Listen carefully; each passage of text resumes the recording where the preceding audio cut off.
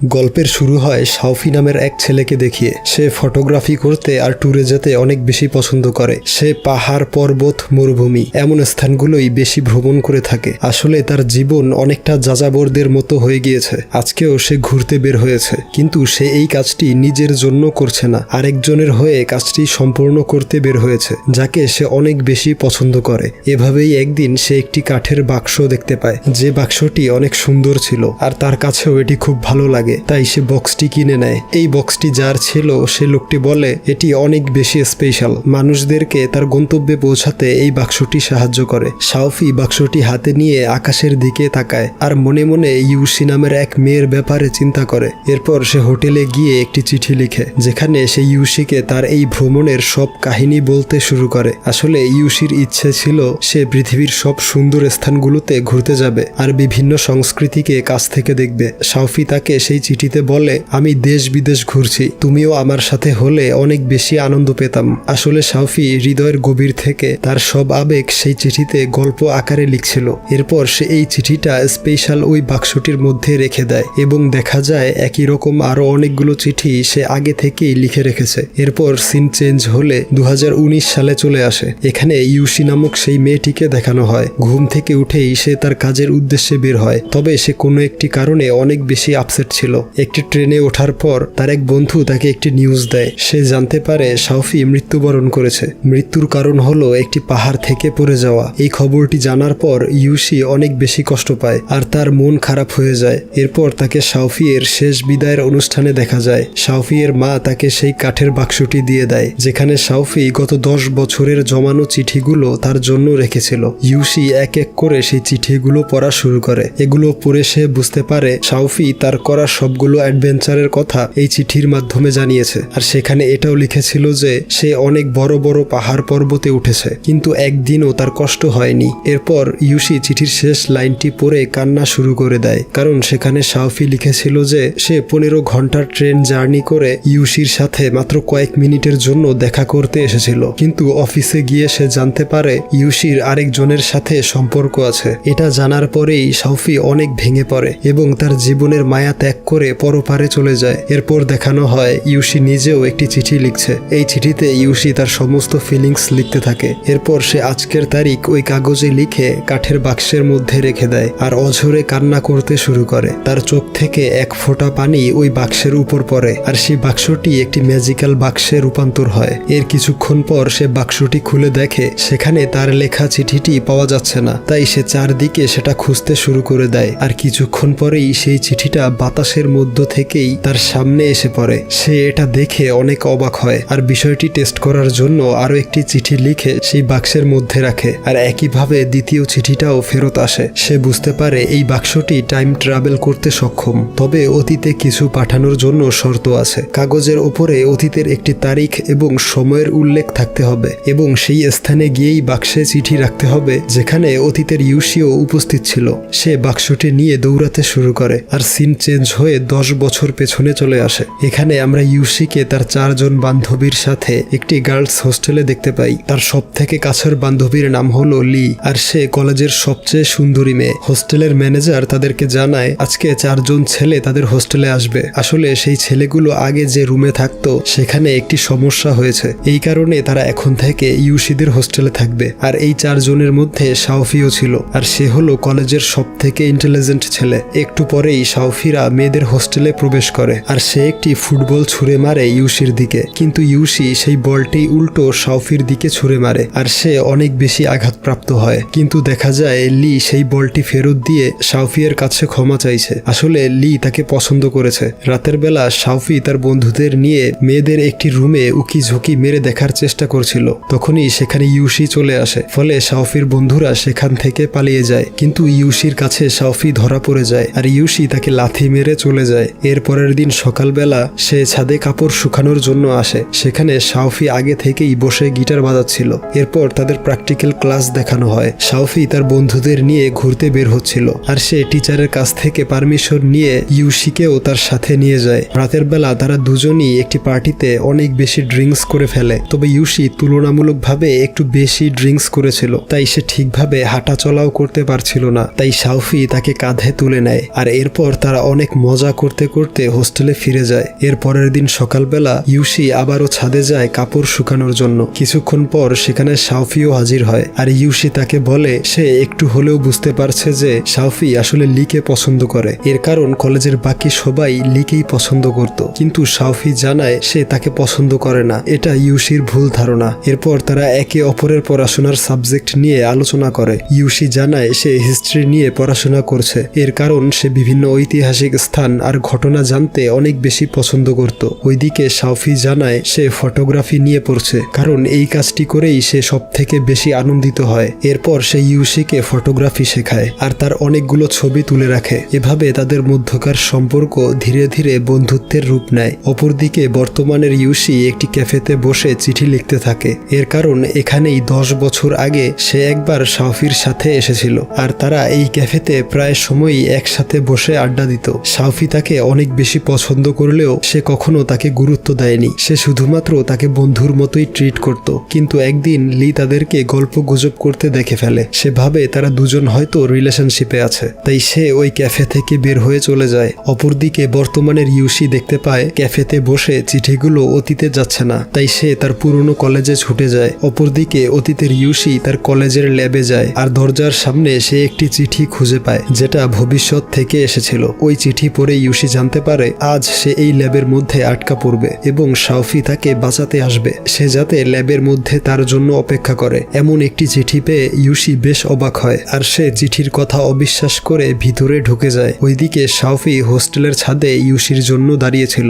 কিন্তু সে দেখে ইউসির পরিবর্তে সেখানে লি এসেছে। অনেক দেরি হয়ে যাওয়াতে সে বুঝতে পারে ইউসি সেই ল্যাবের মধ্যে আটকে গিয়েছে, তাই সে দ্রুত কলেজে চলে যায় আর সেই ল্যাবের জানালার কাঁচ ভেঙে ভিতরে প্রবেশ করে। অপরদিকে ইউসি একটি ভারী বস্তুর সাথে ধাক্কা খাওয়ার ফলে অজ্ঞান হয়ে যায়, আর শাওফি এখানে এসে তাকে অজ্ঞান অবস্থায় দেখতে পায়। তবে ইউসিকে ঘুমন্ত অবস্থায় অনেক কিউট লাগছিল, তাই শাওফি তার একটু কাছাকাছি যাওয়ার চেষ্টা করে। তখনই আবার ইউসির জ্ঞান ফিরে পায়। এরপর তারা ল্যাব থেকে বের হয়ে আসে, কিন্তু তাদের দুজনকে নাইট গার্ড দেখে ফেলে। এরপর তারা কোনো রকমে সেখান থেকে পালিয়ে আসতে সফল হয়। ওইদিকে আবার বর্তমানের ইউসি এত বছর পর তার কলেজে এসে নস্টালজিক ফিল করছিল। এরপর দেখানো হয় অতীতের ইউসিকে। সে প্রচন্ড টেনশন করছিল। আসলে গত রাতে নাইট গার্ড শাওফিকে দেখে চিনতে পেরেছে। বিষয়টি তদন্ত করতে স্কুলের টিচাররা সিসিটিভি ফুটেজ চেক করতে শুরু করে, আর শাওফিকে অফিস রুমে ডেকে নিয়ে গিয়ে অনেক বকাঝকা করে। এরপর তারা শাওফির সাথে থাকা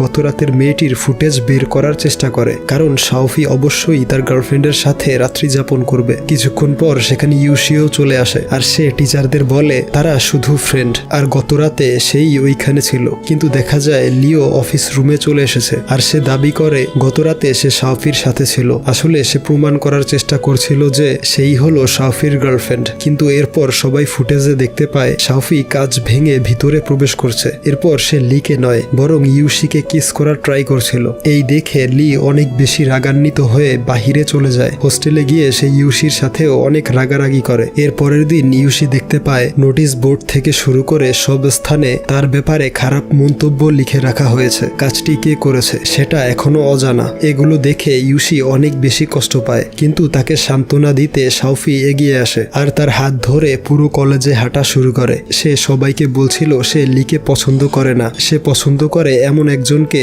যে তাকে ভালোবাসার অর্থ বুঝতে সাহায্য করেছে। ইউসি উপলব্ধি করে শাওফি তার ব্যাপারেই সবাইকে বলছে। এই কারণে সে তার হাতটি ছাড়িয়ে নেয় আর দৌড়ে চলে যায়। আসলে সে তার বন্ধুত্ব নষ্ট করে শাওফির সাথে থাকতে পারবে না, এই কারণেই সে এমন কাজ করলো। এরপরের কয়েক সপ্তাহ শাওফির সাথে ইউসি কথা বলেনি, উল্টো তাকে ইগনোর করে চলে যেত। শাওফি রোদ বৃষ্টি উপেক্ষা করেও তার জন্য ছাদে অপেক্ষা করত, কিন্তু সে আসেনি। একদিন শাওফি তাকে তার একটি এক্সিবিশনের টিকিট গিফট করে, কিন্তু সেটাও ইউসি ছিঁড়ে ফেলে, আর এখানেই তাদের দুজনের সম্পর্কের শেষ হয়েছিল। অপরদিকে বর্তমানের ইউসি সিঁড়ি থেকে পড়ে অজ্ঞান হয়ে যায়, আর তার হাত থেকে কাঠের বাক্সটিও পড়ে ভেঙে যায়। তার জ্ঞান ফিরলে দেখতে পায় তার বর্তমান বয়ফ্রেন্ড জিউন তাকে হসপিটালে নিয়ে এসেছে, কিন্তু সে ওই কাঠের বাক্সটি ফেলে দিয়েছিল। ইউসি সেটা না দেখতে পেয়ে অনেক বেশি চিন্তিত হয়ে পড়ে, আর সেটা সব স্থানে খুঁজতে শুরু করে দেয়। অবশেষে সে বাক্সটি পেয়েও যায়, আর জিউনকেও এই বাক্সের ব্যাপারে সব কিছু বলে দেয়। কিন্তু জিউন তার কথায় বিশ্বাস করতে রাজি নয়,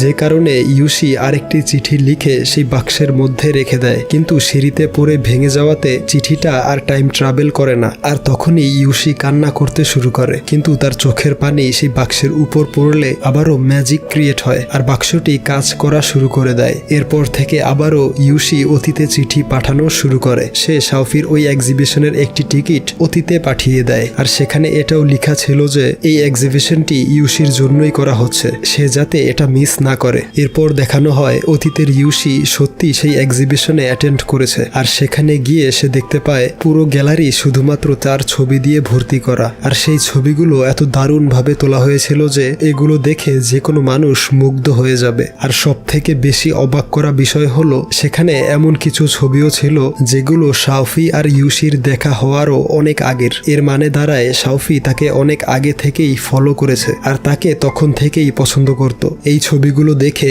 ইউশি অনেক বেশি আনন্দিত হয়, কিন্তু তখনই সেখানে লি চলে আসে আর সে ইউশিকে অনেক কথা শোনায়, কারণ ইউশির জন্যই আজকে শাওফি তাকে পছন্দ করছে না। কিন্তু ইউশির আরো দুজন বান্ধবী তখন একটি বিষয়ের খোলাসা করে। আসলে সিসিটিভি ফুটেজ থেকে জানা গিয়েছে লি হলো সেই ব্যক্তি যে কিনা ইউশিকে সে রাতে ল্যাবে আটকে দিয়েছিল, আর এরপর সেই নোটিশ বোর্ডে ইউশির ব্যাপারে খারাপ মন্তব্য লিখে দিয়েছিল। এসব কিছু ফাঁস হয়ে যাওয়াতে লি সেখান থেকে রাগ করে বেরিয়ে যায়, আর এভাবেই ইউশি আর তার মধ্যকার বন্ধুত্ব শেষ হয়। এরপর বেশ কিছুদিন কেটে যায়। ইউশি খুব সুখেই ছিল, কিন্তু একদিন সে একটি মেসেজ পায়, সেখানে তাকে জানানো হয় লি সুইসাইড করতে যাচ্ছে। এই দেখে ইউশি ছুটে যায় লিকে বাঁচানোর জন্য, কিন্তু এ সবকিছু ছিল লি এর প্ল্যান। সে ইউশির কাছ থেকে একটি প্রমিস চায়। সে বলে ইউশি কখনো শাওফি এর সাথে রিলেশনশিপে যেতে পারবে না, তা না হলে সে এখনই এই ছাদ থেকে লাফ দিয়ে আত্মহত্যা করবে। ইউশি এই শুনে বাধ্য হয়েই তাকে প্রমিস করে, আর তখনই সেখানে শাওফিও হাজির হয়, কিন্তু লি পা পিছলে ওই ছাদ থেকে পড়ে যায়, আর এর ফলে সে প্যারালাইজড হয়ে পড়ে। ইউশির একটি ভুল সিদ্ধান্তের কারণে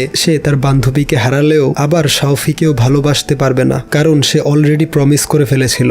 এরপর সিন বর্তমানে চলে আসে। ইউশি অনেক বেশি দুঃখী ছিল, কারণ তার বর্তমান চেঞ্জ হয়নি, উল্টো সে এখন লিয়ের শারীরিক অবস্থার দায় নিজের উপর চাপায়। কিন্তু জিউন তাকে মোটিভেট করে আর সবকিছু একদম শুরু থেকে স্টার্ট করার জন্য পরামর্শ দেয়। অর্থাৎ সেই 10 বছর আগের ইউশিকে চিঠি পাঠাতে বলে যেদিন প্রথমবার শাওফি তাদের হোস্টেলে এসেছিল, কিন্তু এবার যদি সে বর্তমান পরিবর্তন করতে সফল হয় তাহলে জিউনের অস্তিত্ব থাকবে না, সে আর ইউশির বয়ফ্রেন্ড হবে না। কিন্তু এতেও জিউনের কোনো আপত্তি নেই, উল্টো সে বলে যদি কোনো কারণে সে বিপদে পড়ে আর তার সাহায্যের প্রয়োজন হয় তাহলে যাতে সে জিউনকে স্মরণ করে। এরপর দেখানো হয় ইউশি আবারও তার অতীতকে চিঠি পাঠাচ্ছে। সে এবার অতীতের ইউশিকে বলে দেয় কোনো রকমের ভুল না করতে, আর সে যাতে নিজে থেকেই শাওফির সাথে দেখা করে। আসলে এর আগের বার ইউশি তাকে প্রথম দিকে ইগনোর করেছিল, কিন্তু ভবিষ্যতের চিঠির নির্দেশ অনুযায়ী এবার সে নিজে থেকেই শাওফিকে পছন্দ করতে শুরু করে, আর এ কারণে তারা প্রথম থেকেই খুব হ্যাপি কাপল হয়ে যায়। অপরদিকে বর্তমানে তাদের কলেজটিকে ভাঙার কাজ শুরু হয়,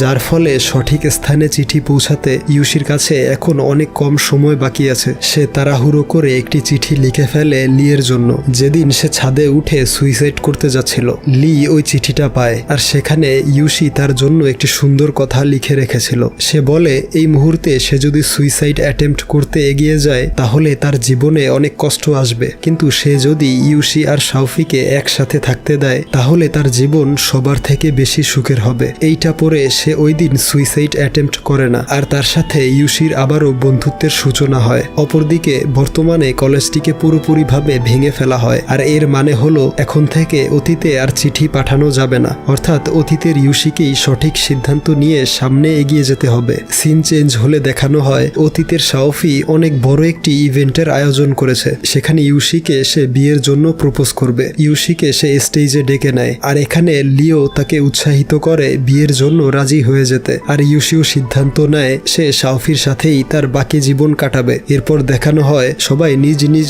স্থানে বেশ সুখে আছে। ইউশি আর শাওফি এখন সব সময় একসাথে থাকে। এরপর সিন চলে আসে বর্তমানে। শাওফিকে হাজবেন্ড হিসেবে মেনে নেয়াতে ইউশির বর্তমানও চেঞ্জ হয়ে গিয়েছিল, সবকিছু সুন্দর ছিল। সে এই 10 বছর শাওফির সাথে অনেক বেশি মজা করেছে, আর তাদের একটি বাচ্চাও আছে। কিন্তু আমরা দেখি ইউশি কান্না করছে, আর এরপর সে একটি শোক সভায় উপস্থিত হয়। আসলে শাওফির লাংস ক্যান্সার ধরা পড়েছিল, আর সে ঠিক 29 বয়সেই মৃত্যুবরণ করেছে, ঠিক আগে যেভাবে 29 বছর বয়সে পাহাড় থেকে পড়ে মারা গিয়েছিল। ইউশি শাওফির শেষ বিদায়ে খুব ইমোশনাল একটি স্পিচ দেয়। সে বলে সৃষ্টিকর্তা মানুষকে অনেকগুলো সুযোগ দেয়, আর মানুষের মানুষের হাতে থাকে সে কোনটিকে বেছে নিবে। তার চয়েসের উপর ডিপেন্ড করেই ভবিষ্যৎ ঠিক হয়। কিন্তু মানুষের একটি জীবন, আর সেই জীবনের শেষ দিনটি একদম নির্ধারিত। তবে আমরা দেখি শাওফি মারা যাওয়ার আগে তারা দুজন একসাথে ওয়ার্ল্ড ট্যুরে বের হয়েছিল, ঠিক যেমনি ভাবে শাওমি প্রথমবার একা বের হয়েছিল। আর এবারও শাওফি ওই কাঠের বাক্সটি দেখতে পেয়েছিল, কিন্তু সে ওইটা না কিনেই ফেরত চলে আসে, কারণ তাদের জীবনের সব চাওয়া পাওয়াগুলো পূর্ণ হয়ে গিয়েছে। তারা আর অতীত চেঞ্জ করতে চাইছিল না। কিন্তু তারা দুজন সেখান থেকে চলে যাওয়ার পর আরেকজন ব্যক্তি সেই বাক্সটি কিনে নেয়, আর হয়তো সেও এখন তার অতীত পরিবর্তন করে জীবনটাকে সুন্দর করে গুছিয়ে নেবে। আর এইখানেই এই অসাধারণ মুভিটির সমাপ্তি ঘটে।